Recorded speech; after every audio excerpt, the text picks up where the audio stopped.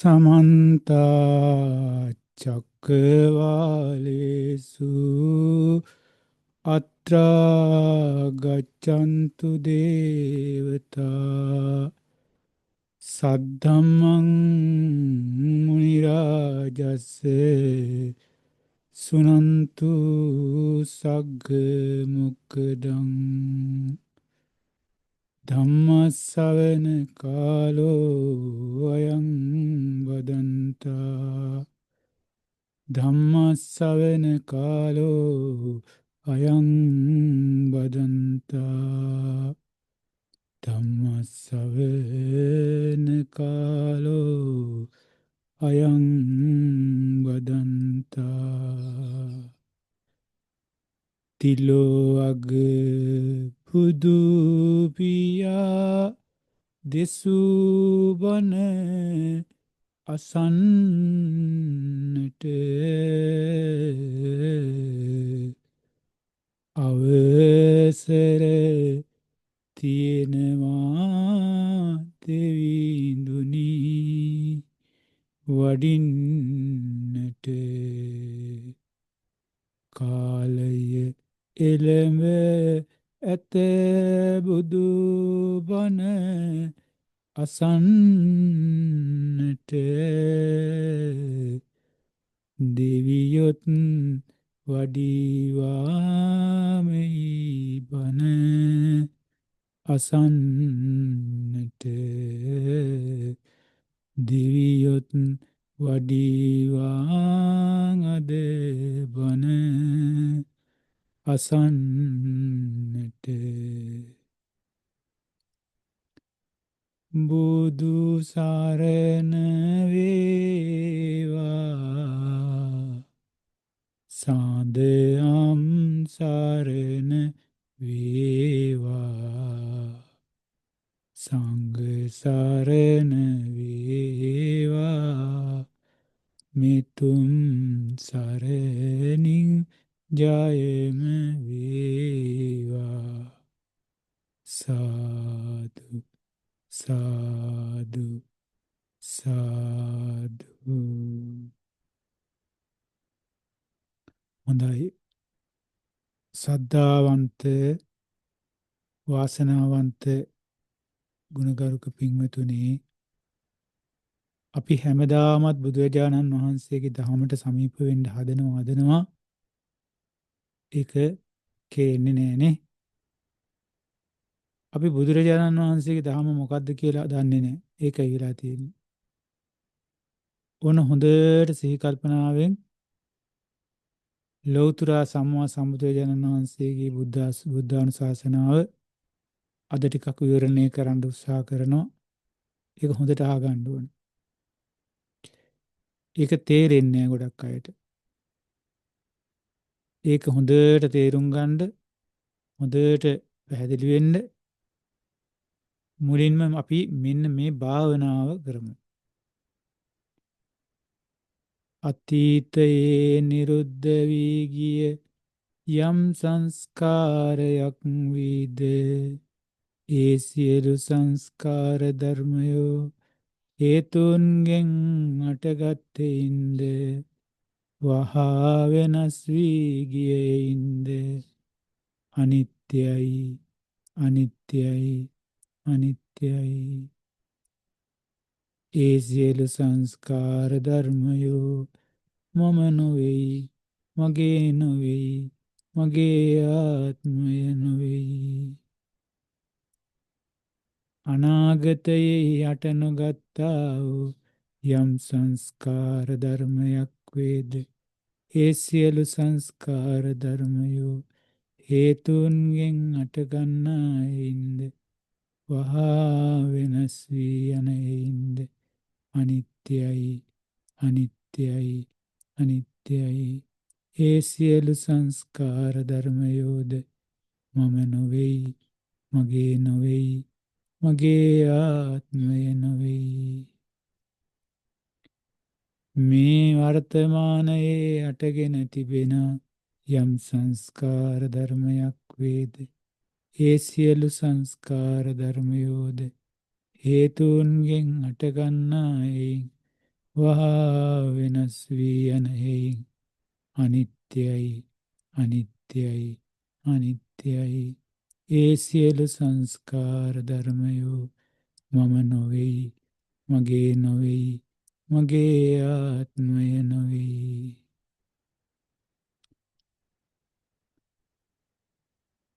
තමා තුළින් අටගන්නා වූ යම් සංස්කාර ධර්මයක් වේද, ඒ සියලු සංස්කාර ධර්මයෝ හේතුන්ගෙන් අටගන්නායින් වහා වෙනස් වී යනෙහි අනිත්‍යයි අනිත්‍යයි අනිත්‍යයි.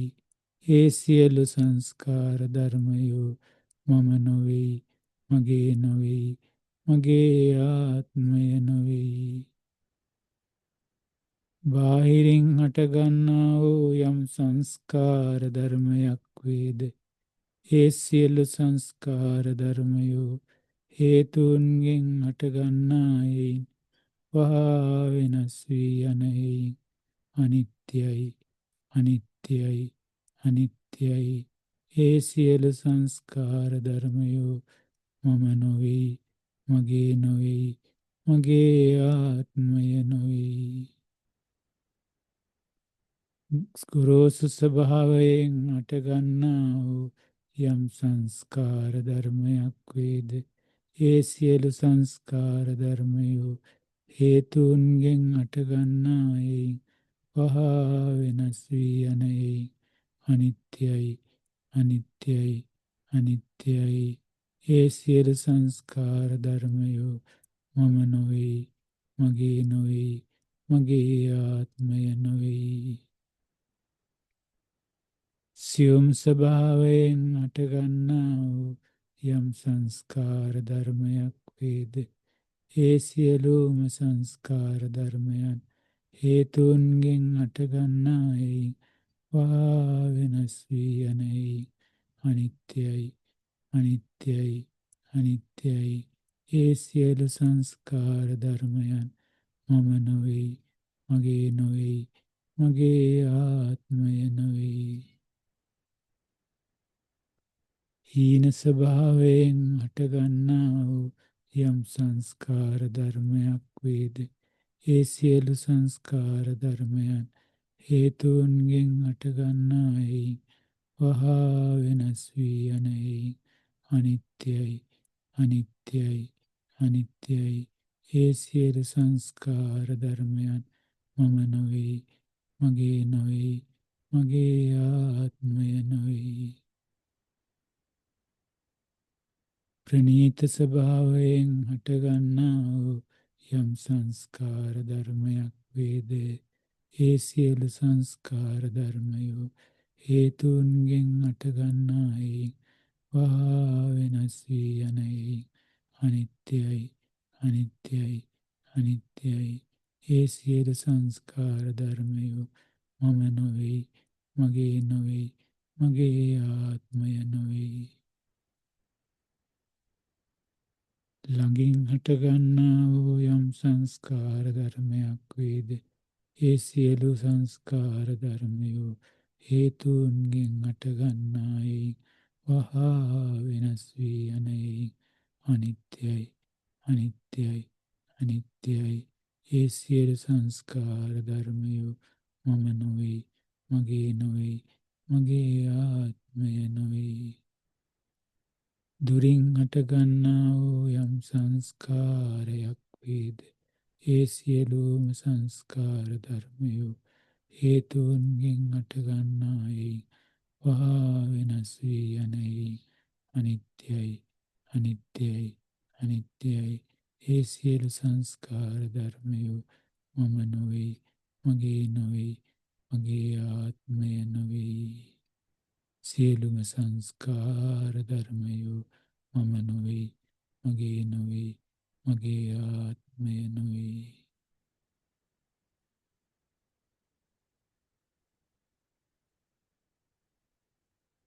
සාදු සාදු සාදු.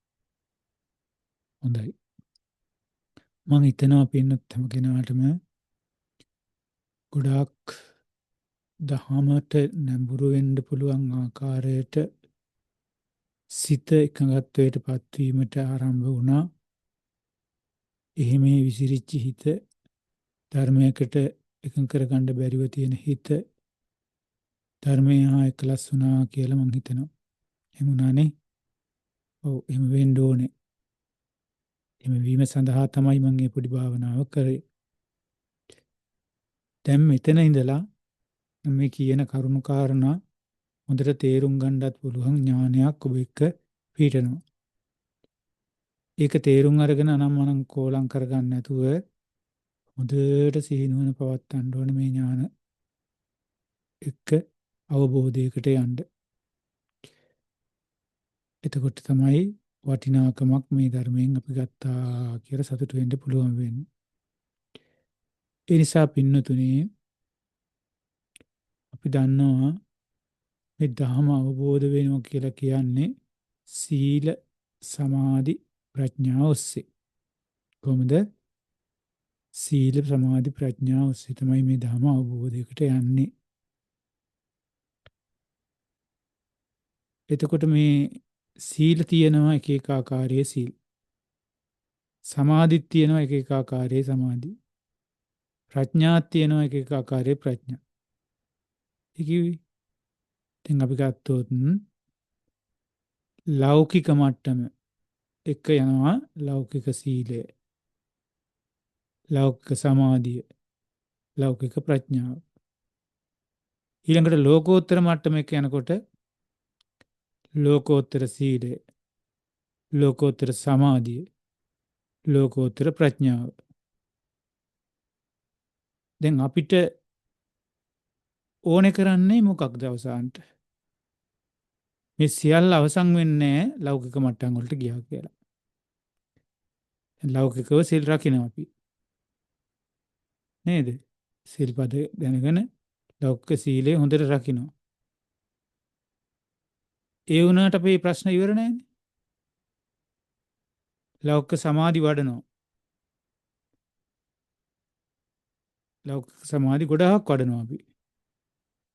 ඒ කියන්නේ මේ ලෞකික සමාධිය අපි වඩනවා කොච්චරද? අපි සෑහෙන්න වඩිනවා. 40 ගාණක් වඩනවා කියනවා. කර්මස්ථාන. එක ලෝකෝත්තරයක් වඩලා නැහැ නේද තව ඉවර වෙන්න. ඔය විදිහට වැඩුවා කියලා අපේ ලෞකික කතන්දර වලින් නිමා කරන්න බෑ මේ ලෝකෝත්තර සංසාරික ගමන. ඊළඟට ලෝකෝත්තර සමාධියක් නැත්තම් ලෞකික සමාධි කොච්චර වැඩුවත් තේරුමක් වෙන්නේ නැහැ. ලෞකික ප්‍රඥාව කොච්චර ගත්තත් ලෝකෝත්තර ප්‍රඥාවක් අපිට ලැබිලා නැහැ. ඒක නිසා අපි අද දවසේ යොමු වෙන්න උත්සාහ කරනවා ලෝකෝත්තර සීලය, ලෝකෝත්තර සමාධිය, ලෝකෝත්තර ප්‍රඥාව. අඳුරනවද? අඳුරනවා. මට කියලා දෙන්න පුළුවන් එතකොට ඔයාලට. මොකද්ද ලෝකෝත්තර සීලය කියන්නේ? ලෝකයෙන් ඈතර වෙන සීලය. ලෝකයේ තුල සිටින සීලය තමයි ලෞකික සීලය. ඒක නම් අහලා තියෙනවා හාමුදුරනේ ලෞකික සීල. ලෝකයෙන් ඈතර වෙන සීල් ගැන අහලා තියෙනවද? වඩලා තියෙනවද කවුරු හරි? දන්නේ සීල් වඩනවා. ලෝකෝත්තර සීලයක් වඩලා දන්නේ නැහැ. ලෞකික සීලය නම් වඩලා තියෙනවා. ලෞකික කියන්නේ ලෝකයේ තුල. එතකොට කොහොමද ඒක වැඩුවේ? වැඩ මතක නැති එකේ වැඩුවද නැද්ද කියලා දන්නෙත් නැහැ. හැබැයි අද කොටස අමතක කරගත්තොත් මට කරන්න දෙයක් නැහැ. අද මම පැහැදිලිව කියලා දෙනවා වඩන්න ඕනේ මොකද්ද කියලා. වඩන්න ඕනේ ලෝකෝත්තර සීලය. ලෝකෝත්තර සමාධිය. ලෝකෝත්තර ප්‍රඥාව. එතකොට එයා ලෝකයෙන් ඈතර වෙනවා. මේ ලෝකයේ තුල නැහැ. ඒ නිසා මේ ලෝකයෙන් ඈතර වෙලා ඉන්න පුළුවන් නම් එයාට මලත් ආයේ මේකේ ඇඟිලි ගහන්න දෙන්නේ නැහැ. එයා ලෝකෙන් ඈතර වෙලානේ කල් තියාම. ඒ කියන්නේ පිරිනවම් පානවා එයා. එහෙම නැතුව මේ ලෝකෙන් ඇඟිලි ගහ ඉඳලා මේ ලෝකෙට රිංග ඉන්න අතර කෙනෙකුට මැරෙද්දී මරණ මොහොතේදී ඒ ඇඟිලි ගෙහිලි නවත්තන්න බෑ. ආයේ ඇඟිලි ගහපුවාම ලෝකේ අවුස්සල ගන්නවා ඇදලා. දෙයනේ ඒවා අතහැරලා යන්න බෑ යාට. ඒ නිසා එයා මේ ලෝකේ ඇඟිලි ගහනවා නම් ඒක ලෞකික ක්‍රමයක්. ලෞකිකයි ලෝකයේ තුලයි. මේ ලෝකේ ඇඟිලි ගහන්න බෑ අපිට. අයිතියක් නැහැ. දැන් බුදුරජාණන් වහන්සේ දේශනා කරනවා නතුම් මහක ඔයාලගේ නෙවෙයි නම් අතහැරලා දාන්න. දැන් මේ තුම්හාක කියන්නේ ඔබේ නොවේයි නම් අතහැරලා දාන්න. දැන් ඔබේ නොවන දේවල් මොනවද බලන්න? ඇස මගේද? නෑ. ඒක මායයටයි තිකා. කන මගේද? නෑ ඒකත් මායයටයි දෙයක්. නාසය, දිව, ශරීරය, මනස මේ ඔක්කොම අනුන්ගේ. අපි කල්පනා කරන්නේ ඕන් ඔව්ව තමයි ලෝක කියලා. දැන් ඉන්දියාව ඔය තලේබාන් ඕවා ලෝක කියනවා බොරු අපිට භයානක කතන්දර ඕවා. ඇස්ස නම් වූ ලෝකය, කන නම් වූ ලෝකය, නාසය නම් වූ ලෝකය, දිව නම් වූ ලෝකය, කය නම් වූ ලෝකය තමයි මේ භාවනා සපුරට ආපු එන අයට ලෝකය වෙලා තියෙන්නේ. එයාලගේ හිත රැඳෙන්නේ ඒ ඇස කියන ලෝකෙත් එක්ක. එයාලගේ සිත සතන් වැඩ කරන්නේ කන කියන ලෝකෙත් එක්ක. නාසය කියන ලෝකෙත් එක්ක, දිව කියන ලෝකෙත් එක්ක, කය කියන ලෝකෙත් එක්ක, මනස කියන ලෝකයක් එක්කලා. එතකොට ලෝක 6ක්. සදෙව් ලෝකේ. දෙව් ලෝකයක් නෙවෙයි එතන තියෙන්නේ මේ ඒ ආයතන ලෝකේ. ඊට අමතර දෙවිවරු ඉන්නවා ඒක එක ලෝකවල. ඒගොල්ලොත් ඇස කන නාසය ඇසුරු කරගෙන තමයි ලෝක හදාගෙන තියෙන්නේ. එතකොට කොහෙන් ගියත් ලෝකය කුඩා කරන්න බෑ ඊට වඩා ඇස්ස කියන ලෝකය තමයි කුඩාම ලෝකය වෙලා තියෙන්නේ අපිට. කන ලෝකය, නාසය, දිව, ශරීරය, මන කියන මේ ආයතන හය තුලින් හැදෙන ලෝකය. තමයි දැනට අපිට කුඩා වෙලා තියෙන මට්ටම.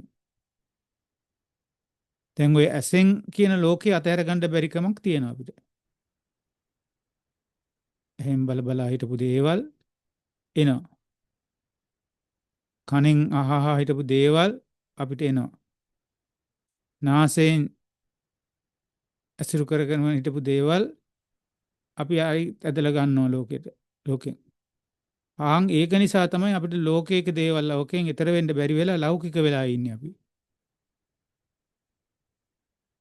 ආයි පොඩ්ඩක්වත් අතන්න බෑනේ. චුට්ටක්වත් ඉන්න බෑ. ඇයි ඒ ඉන්න බැරි? අනේ දන්නේ නැහැ ස්වාමීන් වහන්සේ මානසින් නම් අතරින්නම බැරි තත්ත්වයක් තියෙනවා. ඒක තමයි කියන්නේ ලෝකයෙන් ඈතර නැහැ කියලා. ඔය ඔක්කොම ලෝක හරි ඒ ඔක්කොගෙම කරපුවා මානසින් අතහැර ගන්න බැරි ලෝකයක් තියෙනවා. මනෝ ලෝකේ හිතට එනවා කොහෙන් හරි එනවා. මොන විදියකින් හරි හිතට එනවා කරකිලා. හේතුව හිතෙන් අතහැර ගන්න බෑ මේ ලෝකේ. එහෙමනම් ඒක ලෝකෙන් ඈතර නෙවෙයි. අපි බලන්න ඕනේ ඒවා ඈතර කරන්න පුළුවන් විදිහකට යන්න. ඒකට සීලය බලපානවා. ලෝකෙන් ඈතර වෙච්ච සීලය. ලෝකෙන් ඈතර වෙන සමාධිය.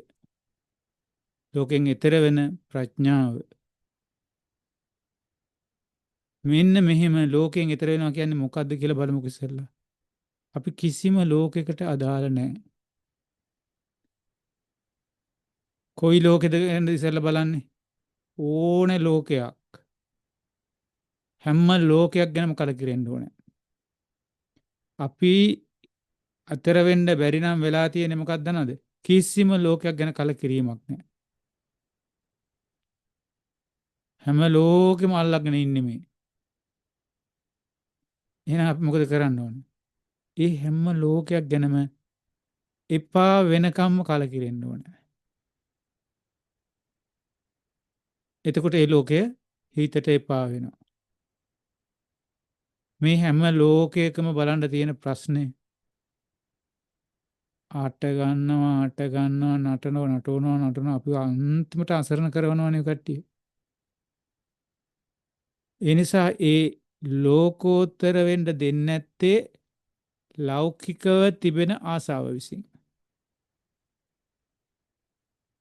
ඒතර ලෞකික වශයෙන් තියෙන මේ ආසාවන් ඇලීම් ගැටීම්